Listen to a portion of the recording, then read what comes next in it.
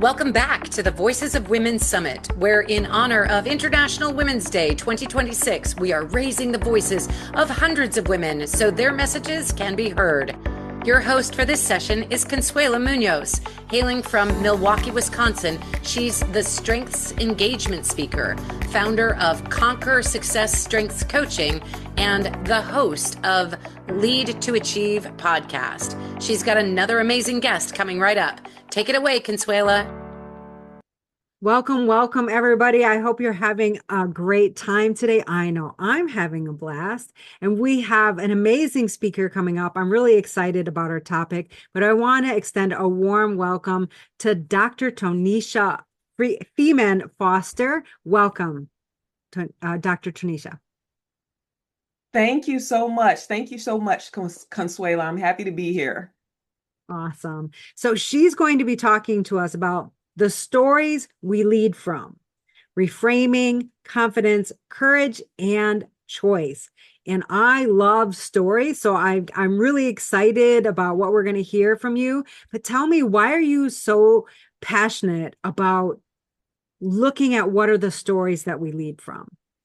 Yes, that's a great question. So I'll say there was a season in my career when I was thriving on paper. Like I was like, wherever the program is, show it to me and I can make it succeed. Like I love leadership, eat, breathe, and sleep leadership, and was performing at a high level, meeting and exceeding expectations, and had a nice, desirable salary. But internally, there was not alignment. And so I was just going. And there became a point when I like to say, when my body called for a timeout, like really loudly. And that was a time that I was diagnosed with non-Hodgkin's lymphoma. And so when you have something like that going on, there's no high performance. Like there's no, oh, I need to meet this deadline. All of that goes to the back burner and it becomes about living. And there was an intersection where it's either you fight or you fold. And so my choice was to fight. And so with that, I learned that I didn't have to choose between being this ambitious leader or choosing over my wellness, that I could have both. And so now I am on that journey. I created a book, Navigating Rough Seas, and it talks about working in toxic workplaces. It talks about how to navigate toxic and traumatic workplaces and reclaim your power, wellness, and joy.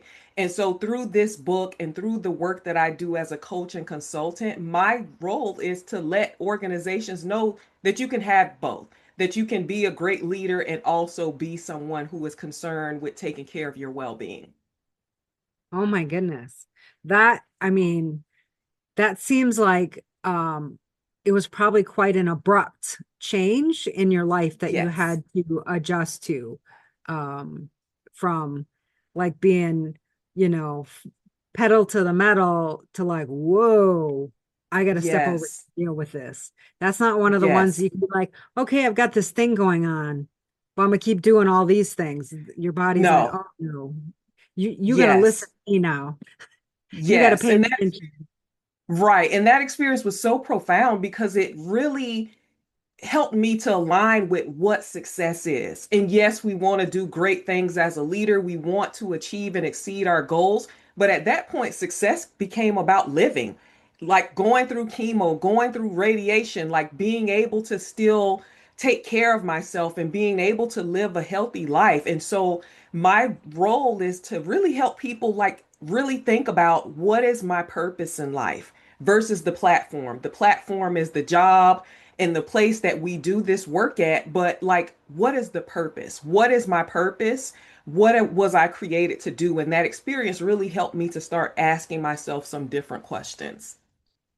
All right. So with that, and you're talking about your book and the rough seas, but as what you wanted to share with us today, you're talking about reframing to reclaim. And you've got Yes. this, so tell us a little bit about how would anybody here listening get started with something like that? Yeah, so I believe that every person here, that story was my story, but I believe every person here, every woman is leading from a story. And so it's a story about what we're allowed to dream, what we're allowed to want, who we're allowed to be, how much space we're able to take up in the room, and also who we're allowed to grow into and to become. And so if anyone here resonates with that, I'm going to ask a few questions. And if that's you, type, that's me. And so I always like to ask, have you ever been praised for performance as you silently abandon yourself? Mm. Oh Yeah. man. Oh man. Yes. And also, have you ever been exhausted but stayed silent in toxic or harmful situations just to keep the peace? And I always Mm. say, whose peace are we keeping? Most of the time, not our own. You know, And the as you're last, asking this, I can think about like at work, but then like at home yes, sometimes too, you know? yes. Yes. And a lot of times we sacrifice ourselves for that, that we Mhm. sacrifice our own wellness and we're saying we're keeping the peace, but it's for other people, not for us. Keeping other people's Also, peace. right, right. Keeping other people's peace while we're just in chaos and having trouble staying up in their But we're doing sleep like this. and This we're is how good. our chaos. This is how our chaos looks. Yes. Hi, everyone. Everything's great. What Yes. are they? What are those commercials where they like hold up the paper sign? Everything's amazing. Yes. Everything's great. Yes. And also, how many times have we pressed override on the signals that our body was sending us for the sake of success?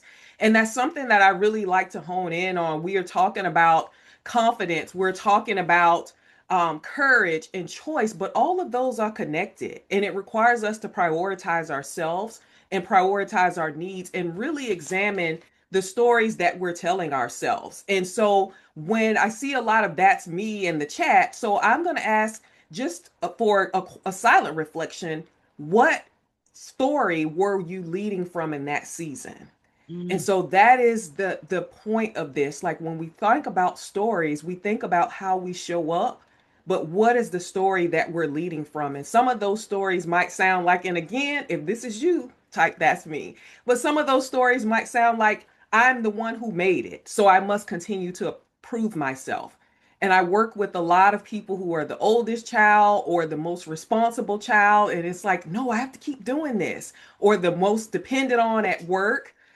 If I don't do it, then it won't get done. That's another big one. And then Hmm. have, I can't rest because I don't want to be lazy. And I say that, yes, be lazy. Like doing nothing is doing something, even if that something is laying in your bed and watching television and eating your favorite ice cream, that's okay. And then I always hear too, I don't have time for breaks or I don't have time for self care, which is very dangerous because we make time for everything else and everyone else and we don't take care of ourselves. And a lot of times, self care is not always about taking a break or going to the gym. Sometimes it's stuff as simple as going to the doctor, getting checked out, getting your annual visits and your annual exams, going to the dentist office and not overriding those things. Yeah, when you say that, I feel like women are have more trouble with this than men necessarily do, Mm-hmm. right? Women are more likely to ignore those things. At one point, I was leading a weekly program, a 12-week program. I was in corporate, and I would require, we only met for an hour a week, but I wanted them to read either a chapter or so many pages each week before we got to the session. And Mm-hmm. people are like, "Oh, I don't have any time to read." And I'm like, "It's like 20 pages. Like it's not." I'm like, Right. "Well," and here's my thing. I was like, "Well, read it during your lunch." "Well, I don't take lunch." I'm like the Mm-hmm. whole week you never take a lunch? Like, no, no, no, I have too much work to do. And I was like, "Oh boy." Like that it's that like women aren't going to do that, but men are like, "Oh, it's time for lunch," and they're out. Right. And so Right. I just think women struggle with that a little bit more. So I love that you're addressing and what that can look like and how we just Yes. try to avoid it at all costs, right? Absolutely. Absolutely. And so when we talk about reframing the stories that we lead from and reframing our confidence, our courage, and our choice, I want to preface that we don't lead from titles, that we lead from the stories that we tell ourselves about those titles and roles. And those stories of what it means to be successful, likable, to be a team player, and so forth. And so there's a story connected to I don't have time for self-care. Hmm. And we show up like that. I don't have time because we've told ourselves a story of what that means to not be busy. The opposite of not busy means that we're lazy. The Hmm. opposite of caring for ourselves means that we're selfish. And so it's up to us to go back in and reshape those stories, to reshape what confidence means. That it doesn't mean that you just arrogant and you don't care about people. To reshape what boundaries mean, that it means self-care, and that may mean that you have to say no, and that's okay. To reshape what our voice means, that we've grown up, a lot of us, and we've been told to be seen and not to be heard, but why can't we be seen and heard? And I so would like to be so seen and heard. Like right. that's where I am. Y'all Right, better see me, right? exactly. Exactly. And what But it that's means not to have arrogance. choice. That's Right. not arrogance. That's just Right. showing up. Right. And so we internalize those stories and we take those as the truth and we live through those even to our own detriment, and even to the point when it's harming us, we continue to do that. And so it dictates our energy, it dictates what we have time for and what we make time for. And so even in saying I don't have time, if someone came up and said, "Hey, I need you to do this right quick," we would find time to do something for someone else. And so we have to do Mm. that for ourselves. Oh, I know. Like, so, I did work in corporate, but even now as an entrepreneur, I'll put time on my calendar that's like, okay, I have to get this thing done. Mhm. But if I've got it marked and somebody's like, oh my gosh, I'll be like, oh, let me just move my stuff so I can help Mhm. you because you asked me, because I don't want to let you down and all that kind of thing. But again, what you're saying, that comes from our stories. And so I think we need to reframe them so we can own our own time then, if I'm hearing you. Absolutely. Like that's what we need Absolutely. to And do. absolutely. And speaking of calendar, one of the things that I love is calendaring. So taking my calendar and saying, on these days, I'm going to Zumba. Zumba is one of my favorite things. And so I'm putting Mm. that on my calendar and I need to get ready by this time. So no meetings are scheduled around that time. And so I think even that, the courage to do that and the confidence to block your calendar and say, I have to do this for my self care. This is important to me. It puts Hmm. everyone else on notice that, oh, she cares about that. We got to care about that too. And so I've had people set meetings and say, okay, we're going to meet from 5 to 6 o'clock. I'm sorry, I have to go to Zumba at 5:30. Okay, we'll still have the meeting at 5 o'clock, but we'll put you Hmm. on the agenda earlier. That's fine as long as I'm off by 5:30. And then they moved it up to 4:30. So it will be over by that time. But it's that. And a lot of times we haven't But they been, did that that hasn't been because you right. they did that because you made the story that they needed to do that. Like, no, I'm not moving. Right. Right. Oh my Absolutely. gosh. And absolutely. And we have to practice that. Practice being confident, practice being courageous in that, and practice having choice. That is a choice. And it's something that's Hmm. important because if something happened to me, they will find somebody else to do this work. And so that's really important. And I think honoring that for ourselves, that we honor that, we block that time and we say this is something important, is extremely important. So Cassandra's saying, yes, love reclaiming my time. I love hearing that. It reminds me, I was fairly new in corporate at the time. And one of the ladies that I worked with, like we were on the same team, but she had Mm-hmm. been there longer. So kind of a mentorish. And she's like, oh no, I can't do that because, and it was in the middle of the workday. And she's like, I'm getting my hair done then. And I was like, Mm-hmm. okay. And I was like, here's me like, can we do that? Can we just say like, no, I can't do it because I'm getting my hair done and I'll tell you. Ooh, that's empowering. And what's Yes. interesting as I moved from job to job and went up higher and higher, so many women, there's a lady that was the CHO, so the chief Mm-hmm. human resources officer, and she's like, "Oh no, no, I don't move my hair appointments. Somebody has to have died. I'm not moving it." So I'm like, "All right." So Yes. that is one that I have always owned. Like, no, no, it's my hair appointment. I can't move that. Like y'all have Yes. to work Yes. around me. So I love that, but I love how you've tied it into not only just confidence, but also being courageous enough to say, no, I can't move these things, or this is my worth, and these are the things I'm Mm-hmm. going to do. Having the courage to do that and making sure that you are aware from the choice. So many people will be like, well, I don't have a choice. No, you Right. always have a choice. You Mm-hmm. just prefer one over the other to the point where you'll say you don't. And that in Right. itself is a story they're telling themselves, that they don't have a choice when they always Absolutely. do have a choice.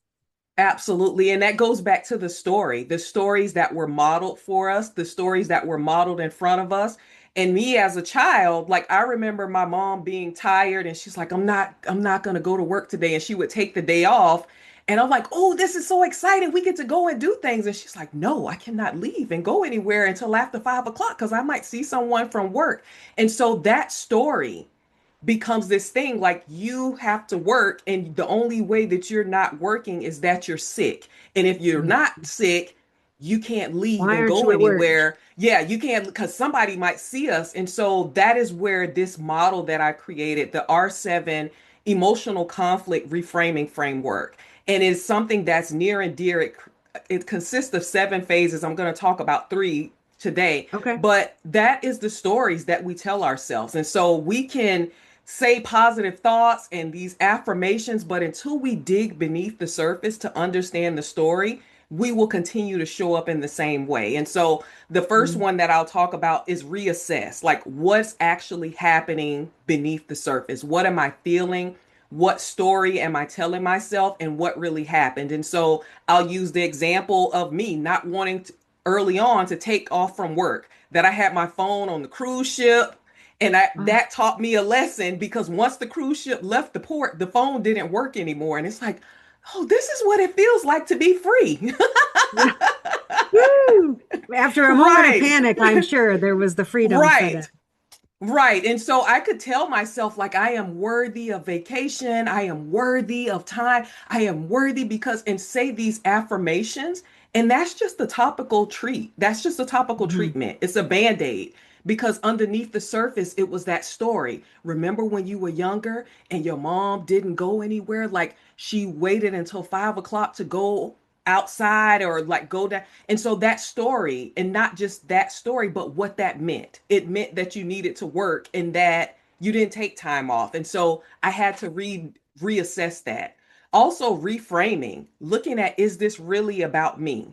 Me not wanting to take vacation time, is this really about me, or is it really about something that belongs to someone else? Is it that this is the culture of the organization and that it's work, work, work? That's not my stuff. And so being able to separate ourselves from that, like, that's the culture of this organization, but that does not align with my values. That's somebody else's story. And I've worked with people where they've worked and they like on their timesheet, it's like 50 hours.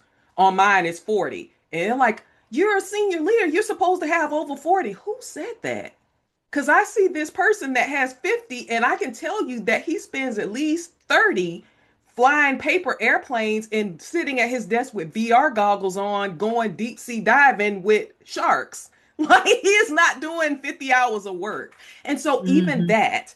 that's somebody else's stuff. And so being Yep. able to separate ourselves from that and not make that our own, and then reclaiming, taking our power back, taking power of choice back and say, no, I am going to choose to prioritize myself. I'm going to choose to prioritize my power, my wellness, and my joy is something that we have to do. And going back and get it, finding out where we lost it and going back and getting it and say, I'm going to be okay with this. I'm going to lean into this and I'm going to do it confidently, even when it feels uncomfortable. Oh my gosh. Sorry, I'm very visual. And so when you said that, here's me like, yeah, it's around here somewhere. I've got to find it. Where did I put it? Like I've actually just lost it. So I love that. Now, of course, I'm very curious. I don't know if you guys in the audience are as well. You can put a 1 out here if you are like, okay, she said 7 and she only gave us 3. So I want to know what the rest of them are. So I imagine you have a way for us to find out what they are. So um hopefully we'll get to them. I know you do have a Yes, gift for all of us. I So tell do. us a little bit about the gift for everybody that's here in the audience today. So they will find Patty, out about the Patty is other. curious as well. I'm just saying Patty is Yes. also curious. Yes, so it is an entire process. And so, long story short, it is an entire process of starting at reassessing, looking at the story that we're telling ourselves, recalling, was there a time that I experienced something similar that might have been uncomfortable and I found a way through? And can I use some of those strengths that I have now to move through this? Also, reframing, like looking at it from a different lens. What's actually happening here versus what am I telling myself? And then repositioning. Sometimes it's repositioning out of a role, sometimes it's repositioning into a different space or relationship.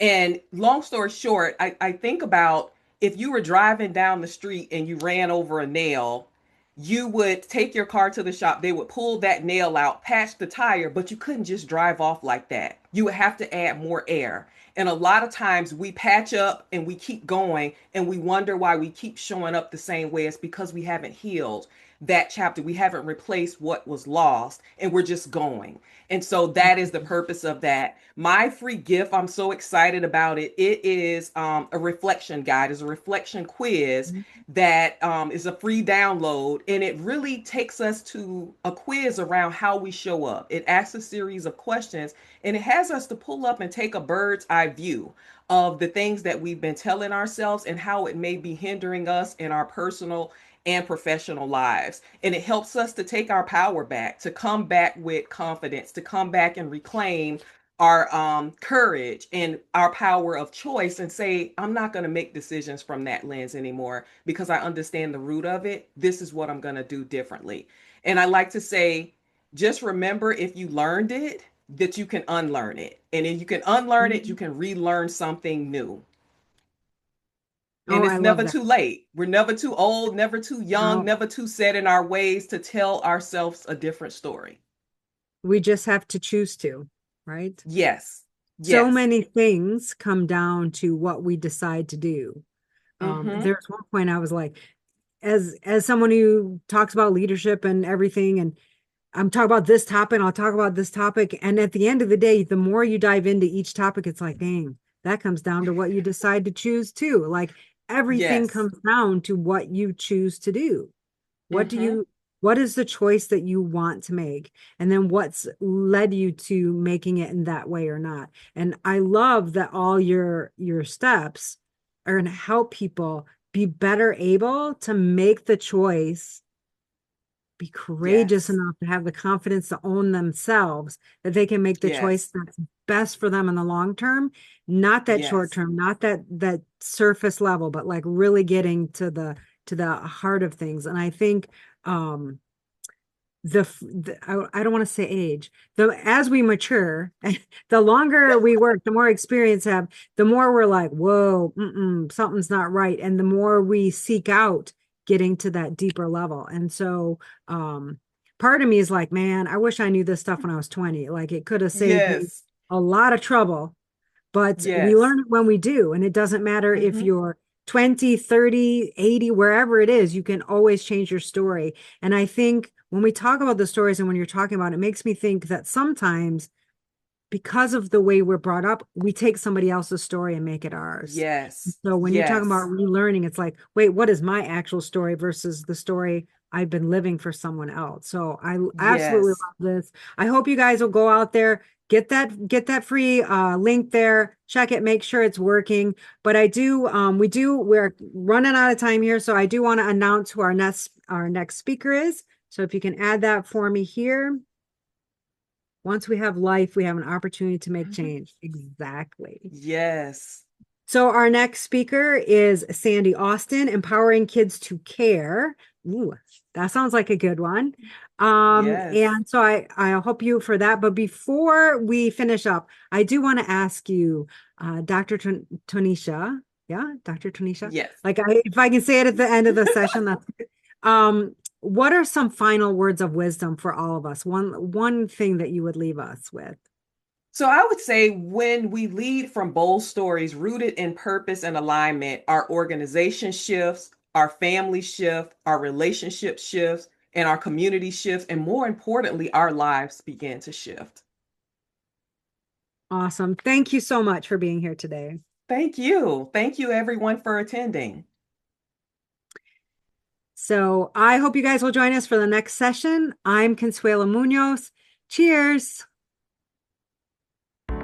Wow, that was an incredible session. For replays of this talk and all the talks, plus a host of valuable bonus gifts, upgrade now to VIP. That way you can revisit your favorite sessions and catch any you may have missed. We'll see you back for our next session shortly. Which one will you choose?